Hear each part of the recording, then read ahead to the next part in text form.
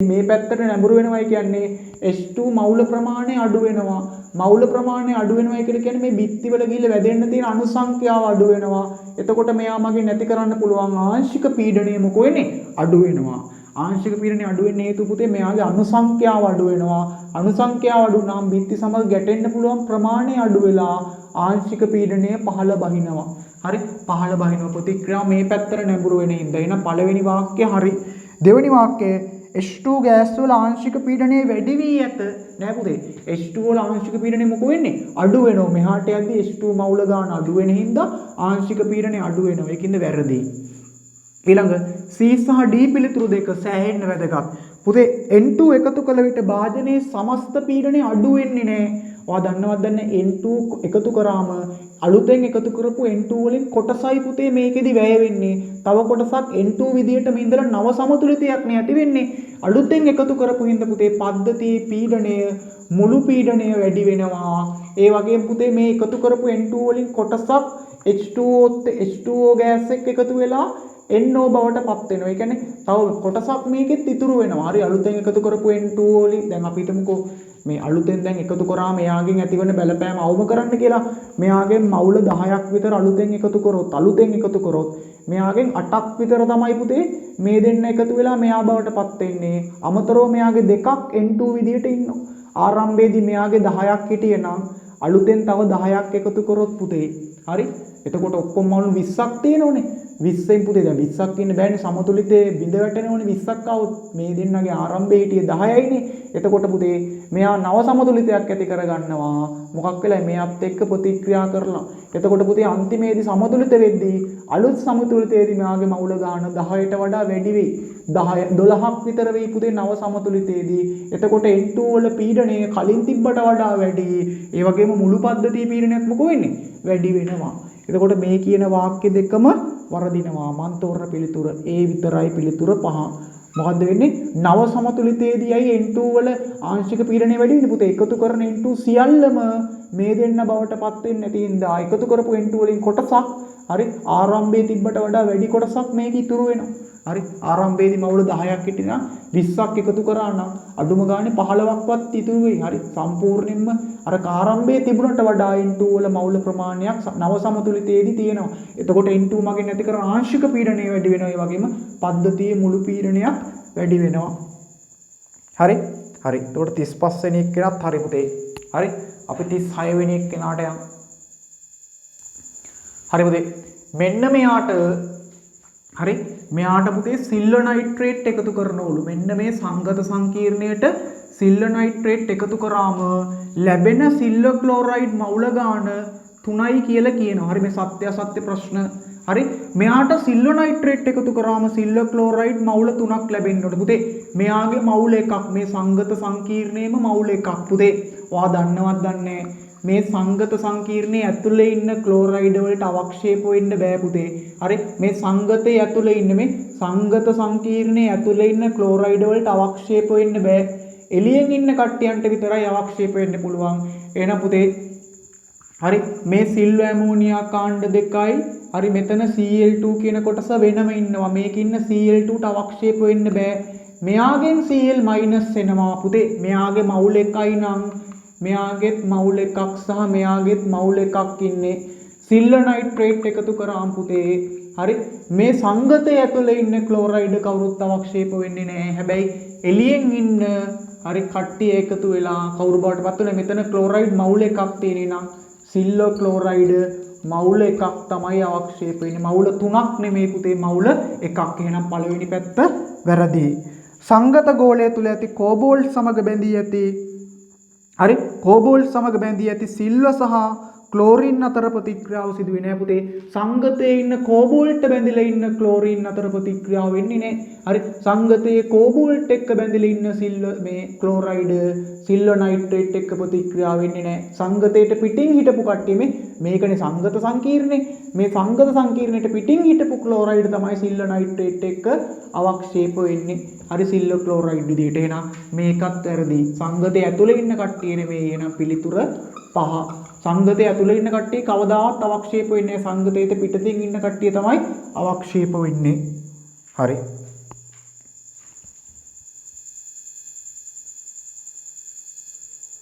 හරි පුතේ 37 වෙනි එක්කෙනා මේක සෑහෙන්න වැදගත් විභාගෙට මෙච්චර කාලයකට අහලා නැහැ.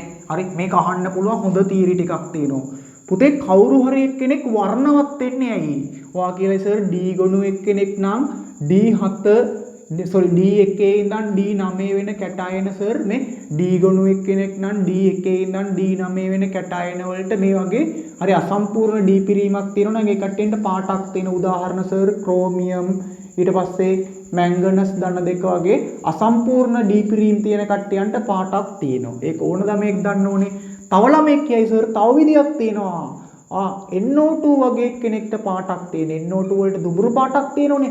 හේතුව තමයි පුතේ මෙයාගේ මේ NO2 අණුවේ තියෙනවා පුතේ යුග්ම නොවුණු ඉලෙක්ට්‍රෝන වියුග්ම ඉලෙක්ට්‍රෝන තිබීම නිසා සමහර කට්ටිය වර්ණවත් වෙනවා. ඒතකොට වර්ණවත් වෙන්න පුළුවන් විදි මොනවයි පුතේ?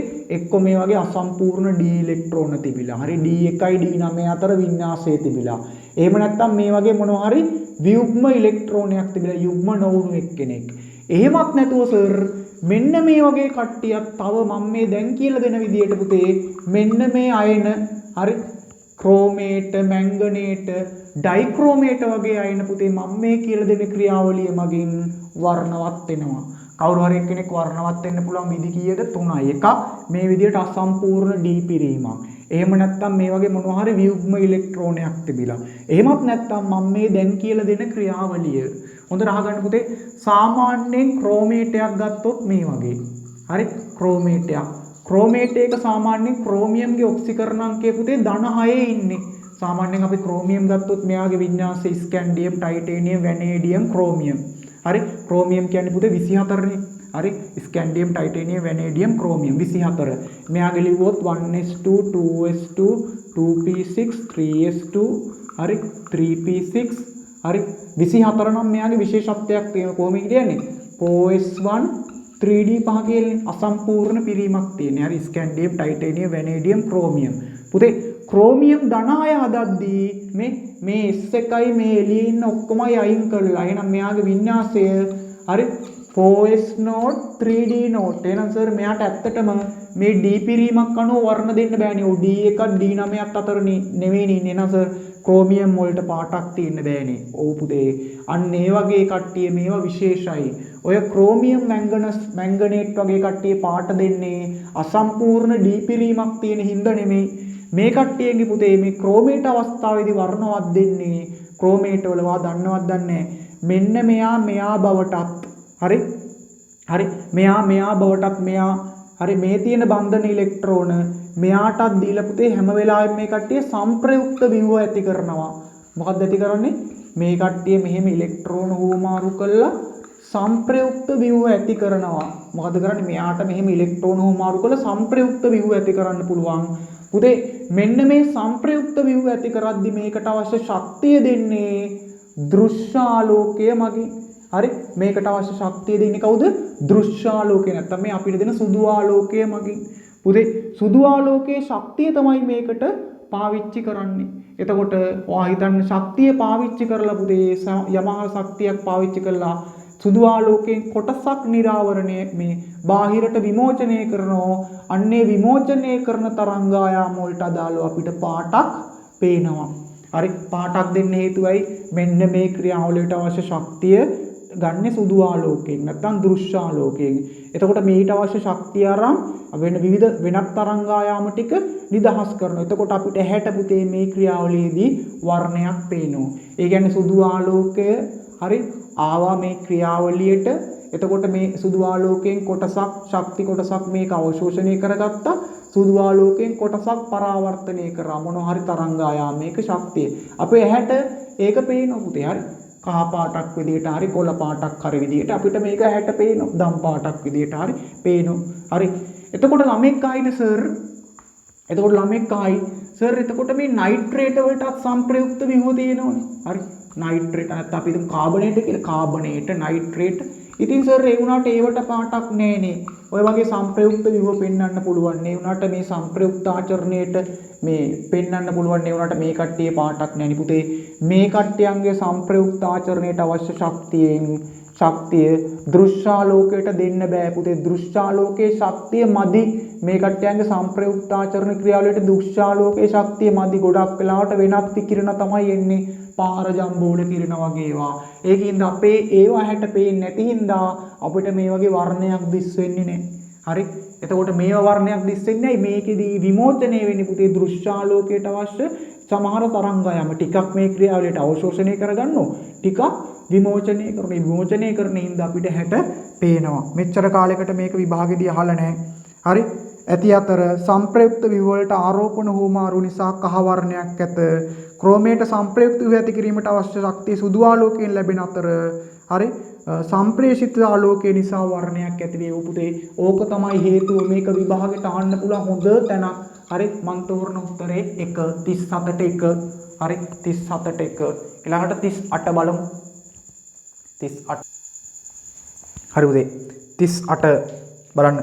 හරි ඇමෝනියම් හයිඩ්‍රොක්සයිඩ් ද්‍රාවණයක් භාවිතයෙන් සිල්වර් 2+ සහ සිංක් 2+ මේ සිල්වර් 1+ මේ සිල්වර් 1+ සහ සිංක් 2+ ඇමෝනියම් හයිඩ්‍රොක්සයිඩ් එකතු කරොත් මේවට හොඳට මතක තියාගන්න මේවට පුතේ ඇමෝනියම් හයිඩ්‍රොක්සයිඩ් එකතු කරොත් හරි හොඳට මතක තියාගන්න මෙයාට ඇමෝනියම් හයිඩ්‍රොක්සයිඩ් එකතු කරොත් පුතේ Ag2O ළමයිකයි පුතේ මෙයාගේ මෙයා හයිඩ්‍රොක්සයිඩ් ඇති වෙන්නේ නැද්ද නෑ පුතේ මේ අස්ථායි හරි මේ අස්ථායින්ද මෙයාගෙන් ඇති වෙන්නේ මෙන්න මෙයා සහ මෙයාගෙන් ඇති වෙනවා හරි මෙන්න මෙයාගෙන් ඇති වෙනවා සිංක් හයිඩ්‍රොක්සයිඩ් මෙයාගේ පාට පුතේ රතු දුඹුරු පාටක් තියෙන මෙයාගේ පාට රතු දුඹුරු පැහැයක් මෙයාගේ අවක්ෂේපය පුතේ සුදු පැහැති අවක්ෂේපයක් එතකොට ඔයා දන්නවත් දන්නේ මෙයා පුතේ D ගොනුවේ D9ට අයත් එක්කෙනෙක් මෙයා D ගොනුවේ පුතේ D10ට අයත් කැටායනයක් නේ කොපර් D10 එතකොට ඔයා දන්නවත් දන්නේ D7 හරි D8 හරි D9 හරි D10ට අයත් මූලද්‍රව්‍යයකට හරි මූලද්‍රව්‍යයක හයිඩ්‍රොක්සයිඩ් එකකට තවදුරටත් එකතු කරොත් අපි මේ ටිකක් එකතු කරොත් නේ ඇමෝනියම් හයිඩ්‍රොක්සයිඩ් වැඩිපුර ඇමෝනියම් හයිඩ්‍රොක්සයිඩ් එකතු කරොත් මේවා ලැබෙන සංයෝග තවදුරටත් ඇමෝනියම් හයිඩ්‍රොක්සයිඩ් වලත් දිය වෙනවා. එහෙම වෙන්නේ D7 කට්ටියටයි D8 කට්ටියටයි D9 කට්ටියන්ටයි D10 කට්ටියන්ටයි දැම්මොත් විතරයි. මෙයා D9ට අයිති එක්කෙනෙක් මෙයා D10ට අයත් මූලද්‍රව්‍යයක්. හරි අයනය නෙමෙයි බලන්නේ මූලද්‍රව්‍ය. හරි එතකොට මෙයා දිය වෙලා පුතේ මෙයත් වැඩිපුර එක්කෙනාගේ දිය වෙනවනේ මෙයා දිය වෙලා සිල්වර් ඇමෝනියා කාණ්ඩ 2යි කවුද දන්නවද ඇති කරන්නේ 1+ මෙයා අවර්ණයි හරි මෙයා අවර්ණයි මෙයාගෙන් ඇති කරනවා සිංක් ඇමෝනියා කාණ්ඩ 2යි 1+ පුතේ මෙයාගේ පැහැයත් අවර්ණයි හරි මෙයාගේ පැහැයත් අවර්ණයි එතකොට අපෙන් අහනවා ඇමෝනියම් හයිඩ්‍රොක්සයිඩ් ද්‍රාවණයක් භාවිතයෙන් මේ දෙන්නා වෙන්කට හඳුනා ගන්න පුළුවන් පුතේ ඇමෝනියම් හයිඩ්‍රොක්සයිඩ් දැම්මහම මෙයාගෙන් හරි රතු දුඹුරු පැහැයක් නැත්නම් දුඹුරු පැහැති අවක්ෂේපයක් දෙනවා මෙයාගෙන් සුදු පැහැති අවක්ෂේපයක් දෙනවා ඒ ඇසුරෙන් අපිට මේ දෙන්න වෙන් කරලා අඳුර ගන්න පුළුවන් වෙන් කර අඳුනා ගන්න පුළුවන් හරි සිල්ව සහ සිංක් යන දෙකම වැඩිපුර අවක්ෂේපයේ දෙන අතර වැඩිපුර ප්‍රතිකාරකයේ තුල දියවි ප්‍රතිකාරකයේ දියවේ. ඔව් මෙයා පුතේ වෙන්කල් අඳුර දිය වෙලා යන පළවෙනි වාක්‍යය හරි මෙයා වැඩිපුර ප්‍රතිකාරකයේ දිය වෙන එක්කෙනා ඇත්ත. මෙයා වෙන් කර හඳුනා ගන්න පුළුවන් වෙන හේතුව තමයි පුතේ මේකෙන් නෙමෙයි මේක පැහැදිලි කරන්නේ. වෙන් කර ගන්න පුළුවන් වෙන හේතුව තමයි පුතේ මෙයාගෙන් ලැබෙන අවක්ෂේපයේ රතු දුඹුරු පැහැයක් තියෙනවා. මෙයාගේ සුදු පාටයි. හරි අවක්ෂේපයක් ඇති වෙයි කිව්වට මදි. මෙයාගෙන් සුදු පැහැති අවක්ෂේපයක් මෙයාගෙන් රතු දුඹුරු. ඒකින්ද තමයි පුතේ මේ දෙන වෙන් කරන්න පුළුවන්. වැඩිපුර ඇමෝනියම් හයිඩ්‍රොක්සයිඩ් වල දෙන්නම දී වෙනවා. හරි ඒක හේතුවක් නෙමෙයි. ඒ වාක්‍යය හරි ඒකට වෙන් කළ අඳුර ගන්න පුළුවන් වෙන්නේ මෙයාගෙන් සුදු පැහැති අවක්ෂේපයක් මෙයාගෙන් රතු දුඹුරු පැහැති. එහෙනම් 38ට මං තෝරන උත්තරේ හරි 38ට මං තෝරන උත්තරේ 2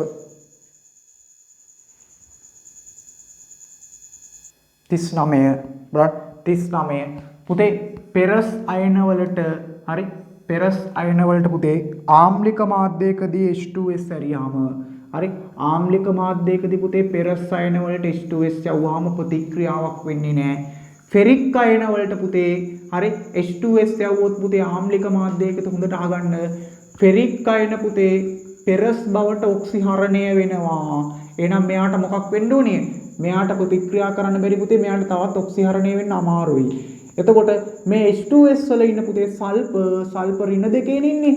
මෙයා කවුරු බවටපත් වෙනවද? මෙයා සල්ප බවට අවක්ෂේප වෙනවා. එතකොට පුතේ ආම්ලික මාධ්‍යයකදී ওই වැඩේ වෙනවා. මෙයා සුදු පාටට නැත්තම් සමහර පොත්වල කියනවා කිරි පාටට කියලා. අවක්ෂේප වෙන සුදු පැහැයට නැත්තම් කිරි පැහැයට. එතකොට මේ ප්‍රතික්‍රියාව ලිව්වොත් පෙරික් හරි H2S එක්ක ප්‍රතික්‍රියා කරනවා ආම්ලික මාධ්‍යයකදී. එතකොට Fe2+ සහ කවුරු බවටපත් වෙනවද? මේ H2S සල්ප බවට අවක්ෂේප වෙනවා. හරි මේක පෙරස් අයන වලට කරන්න බෑ, කරන්න පුළුවන් පෙරික් අයන වලට. හරි වෙන්කර හඳුනා ගැනීම සඳහා ආම්ලික මාධ්‍යයේදී H2S පාවිච්චි කරන්න පුළුවන්. ඔව් වෙන් කරගන්න පුළුවන් පුතේ ආම්ලික මාධ්‍ය H2S වලින්. හරි මේදී Fe2+ සහ Fe3+ අතරින් Fe3+ පමණක් ආම්ලික මාධ්‍ය වූ Fe3+ විතරක් ආම්ලික මාධ්‍යයකදී සුදු පැහැයක් Fe2+ දෙන්නේ නැහැ පුතේ. හරි ඒක තමයි පුතේ හේතුව. වෙන් කරලා අඳුර ගන්න පුළුවන් හේතුව ඒකයි. Fe2+ ආම්ලික මාධ්‍යේ නෑ 3+ නම් කිරි පැහැදිට අවක්ෂේප වෙනවා. හරි ඒක තමයි හේතුව. හරි ඒක තමයි හේතුව. එතකොට පිළිතුරු අංක 1. හරි ඔය 40 වෙනි බහුවර්ණයේ අන්තිම බහුවර්ණය. හරි අන්තිම බහුවර්ණය 40. මේකේ දීලා තියෙනවා OCNC ඔය වගේ සංයෝගයක්. හරි මෙයාගේ මෙහෙම එක සැරේ උගලක් එහෙම එන්න ඕන. හරි මේ කට්ටියන්ගෙත් ඒ වෙන්න ඕනේ. ඒව ලකුණු කරලා නැහැ. හරි මෙයා මේ සම්බන්ධයෙන් මේකේ OCN කෝණයේ අංශක 180ක් පමණ වන අතර CNC කෝණය 109යිලු. OCN කෝණය 180යි CNC කෝණය 109ක් පමණ වේ. හරි OCN 180යි CNC 109යි. පුතේ මෙයාගේ පොඩ්ඩක් බලන්නකො මුහුම්කරණය. හරි මෙයාගේ මුහුම්කරණය පුතේ sp2 නිකන් බලමු. මෙයාගේ මුහුම්කරණය මොකද්ද වෙන්නේ? මේ කාබන් වලට සිග්මා බන්ධන දෙකක් තියෙන. එහෙනම් මෙයාගේ මුහුම්කරණය sp. මෙයාගේ මුහුම්කරණය මොකක් වෙන්නේ? සිග්මා 2යි 1 සර 1යි sp2. මේවා sp3. මේවා sp3. මම කරන්නේ පුතේ මෙන්න මේ sp2 වෙච්ච තැනින් අල්ල ගන්නවා. අල්ලගෙන වැඩේ අඳිනවා මෙහෙම. මෙයා මෙහෙමයි. පුතේ sp2 නේ. මෙයාගේ මෙහෙම අපිට අඳින්න පුළුවන් මෙයා. ඊට පස්සේ මේ කට්ටිය sp3 කට්ටිය හින්දා ඒ කට්ටියන්ගේ මේ විදියට එන්නේ. හරි මේ විදියට තමයි sp3 කට්ටියන්ගේ එන්නේ. හරි මේවා පුතේ සාමාන්‍යයෙන් මේ චතුස්තලාකාරව තියෙන්නේ. හරි චතුස්තලීයව තමයි තියෙන්නේ. එතකොට මෙයාගේ ගත්තොත් මේ sp ලා මේ sp කෙනෙක්ට බැඳලා ඉන්න කට්ටිය අනිවාර්යයෙන්ම දෙපැත්තේ දෙන්න බැඳින්නේ මොන වගේද පුතේ? රේඛීයව. හරි මෙයා මෙහෙම මෙයා මෙහෙම. හරි මෙයා මෙහෙම. එතකොට අපෙන් අහුවා මේ OCN කෝණය. හරි OCN කෝණය නම් OCN කෝණයේ අංශක කොච්චර වෙනවද? OCN කෝණයේ අංශක 180යි. හරි ඊට පස්සේ මේ කෝණය ගත්තොත් පුතේ හරි මේ කෝණය ගත්තොත් සාමාන්‍යයෙන් මෙයා තියෙන්නේ කෝණික හැඩයකට සමානව. හරි කෝණික හැඩයකට සමානව තියෙන්නේ පුතේ. මෙයාගේ කෝණය කෝණික හැඩයකට සමානව. හරි මෙයාගේ CNC කෝණයේ අංශක 109ක් පමණ වේ. හරි OCN කෝණය මෙහි OCN කෝණය 180යි. මේ OCN හරි 180යි. CNC කෝණය 109යි. මේ CNC කෝණය. පුතේ මෙයා කෝණික හැඩයට සකස් වෙච්ච කෙනෙක් ඉන්නේ. ඔයා දන්නවත් දන්නේ සාමාන්‍යයෙන් කෝණික හැඩයට සකස් වෙච්ච මෙයා. හරි මෙයාගේ සාමාන්‍ය කෝණික ස්වරූපයක් තියෙන බලන්නකෝ. මෙයාගේ මේ විදියට තියෙන්නේ 109යි කලා 27ක් සාමාන්‍ය 109ක් පමණ වේ. හරි මේකේ තියෙන අංශක 109ක් පමණ වේ කියලා. හරි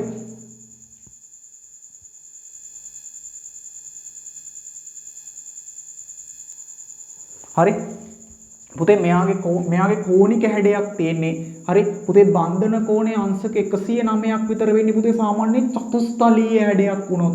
මෙයාගේ තියෙන පුතේ කෝණික හැඩයක් සාමාන්‍ය පුතේ කෝණික හැඩයකට හරි ඔය විදියට කෝණික හැඩයකට වගේ ආසන්න හැඩයක් ආවොත් පුතේ එක සැරයක් තියෙදි පුතේ බන්ධනයේ අංශක මේ දෙකකින් විතර අඩු වෙලා මෙයාගේ බන්ධන කෝණයේ ආසන්න වශයෙන් අංශක 107ක් විතර පමණ වේ. 109ක් විතර වෙන්න නම් පුතේ චතුස්තලීය ස්වරූපයක් આવොත්. මෙයාගේ තියෙන කෝණික ස්වරූපයක් නේ මෙයාගේ 107ක් විතර වෙයි. හරි 107ක් ඔය වගේ පරාසයක් කොහොමද 109කට වඩා අඩුයි. අර 107ක් 105ක් 6ක් විතර තියෙන්න පුළුවන්. හරි ඊළඟ එක්කෙනා OCN පරමාණු වල මුහුම් කරන ස්වභාව පිළිවෙලින් හරි ඔක්සිජන්ගේ sp2 මෙයාගේ SP ඊළඟට මෙයාගේ SP2 එහෙනම් පුතේ මෙයාගේ භූමිකරණ ස්වභාවය ওই විදිහට වෙනස් වෙනවා. පළවෙනි වාක්‍යය වැරදි කියලා වා ගන්න. හරි 109ක් පමණ නේ පුතේ 107ක් පමණ වේ. හරි එතකොට පිළිතුර 4 වෙනි පිළිතුර හොඳම 4. හරි 4 ඕනනම් දරුවෙට මේක 107 සර් 109ට කිට්ටුයිනේ. ඒකින්ද 2 කියලා ගන්නත් පුළුවන්. හරි ඒකට හොඳම උත්තරය තමයි පුතේ 4 වෙනි පිළිතුර 107ක් පමණ වේ. හරි ඒක විශේෂයි. හරි පුතේ හරි සම්පූර්ණ පේපර් එකම ඩිස්කස් කරලා ඉවරයි. මොනවා හරි ගැටලු තියෙනවා නම් අනිවාර්යෙන් අහන්න. හරි ඔය සම්පූර්ණ පේපර් එකම විවරණය කරලා තියෙනවා. පොතක් අරන් ඔය ටික ලියන්න. හරි ලියලා වැඩේ ගොඩ දාගන්න කොහොම හරි මේ පේපර්ස් පහෙන් කොහොම හරි මං හදනවා කොහොම හරි A to Z ඔයාගේ දැනුම කොච්චර බිඳුවේ තිබුණත් ඔයාව හදලා දෙන්නම්. හරි ඊළඟ පේපර්ස් ගැන දැනගන්න ඕන නම් හරි විවරණ ගන්න ඕන නම් හරි අනිවාර්යෙන් කතා කරන්න. මම පහළ ඩිස්ක්‍රිප්ෂන් එකේ දාන්නම් නම්බර්ස් ටික. හරි එහෙනම් අපි මෙතනින් වැඩේ නතර කරමු.